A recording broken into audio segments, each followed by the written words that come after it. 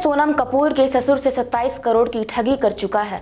8वीं पास इस एजेंट और उसकी गैंग ने इंदौर की एक्सपोर्ट कंपनी प्रतिभा सिंटेक्स को भी 1.25 करोड़ रुपए का चूना लगा दिया। कंपनी की शिकायत पर साइबर पुलिस ने आरोपी एजेंट को दिल्ली की तिहाड़ जेल से पूछताछ के लिए वारंट पर इंदौर लाई है। गैंग के अन्य आरोपियों सहित ठगी की जानकारी के मामले में पूछताछ की जाएगी। एसपी जितेंद्र सिंह के मुताबिक 17 दिसंबर 2020 को प्रतिभा सिंटेक्स के वाइस प्रेसिडेंट पवन कुमार वर्मा ने साइबर पुलिस को शिकायत की थी।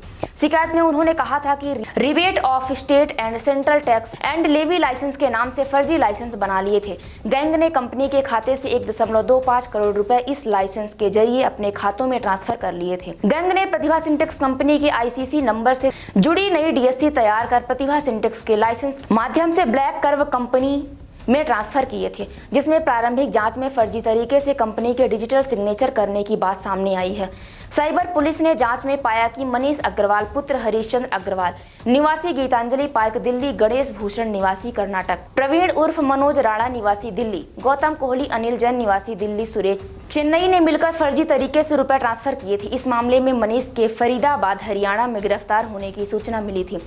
इसके बाद पुलिस उसे पूछताछ के लिए वारंट पर इंदौर लाई है। फिल्म एक्ट्रेस सोनम कपूर के ससुर हरीश आहूजा के साथ आरोपियों ने 27 करोड़ की ठगी की थी।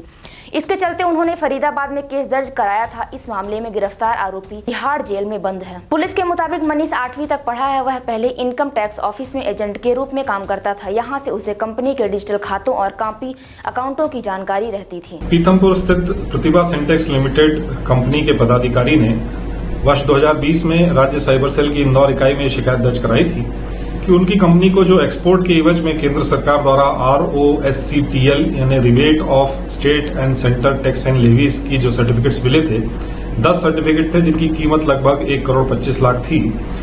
उन सर्टिफिकेट्स को उनकी जानकारी के बिना बाला मार्केट में बेच दिया गया है। चूंकि ये सर्टिफिकेट्स जो हैं, ये जो स्क्रिप्ट्स हैं, ये ट्रांसफरेबल होती हैं, सेलेबल होती हैं, तो इस प्रकरण को गंभीरता से लेते हुए इसमें FIR दर्ज की गई। विवेचना के दौरान यह तथ्य आया था कि फर्जी डिजिटल सिग्नेचर सर्टिफिकेट प्रतिभा सिंटेक्स लिमिटेड के बनाए गए और उनका जो इंपोर्ट एक्सपोर्ट कोड था उसके माध्यम से पूरी जानकारी हासिल कर फिर इसको एक बोगस फर्म बनाई गई थाने में उसको बेच दिया गया।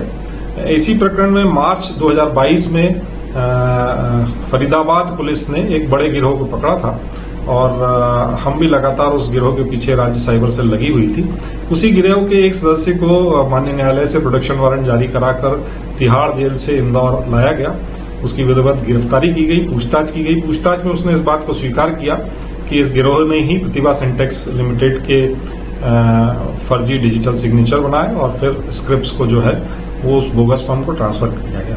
फरीदाबाद में भी इसी तरह के एक 27 करोड़ की हरीश आहूजा नामक एक व्यवसायी हैं, उनकी स्क्रिप्ट्स बेचने के मामले में इस गिरोह के 9 सदस्य गिरफ्तार हुए हैं। अभी इससे पूछताछ में अन्य सदस्यों के नाम भी सामने आए हैं, उनको भी शीघ्र गिरफ्तार किया जाएगा।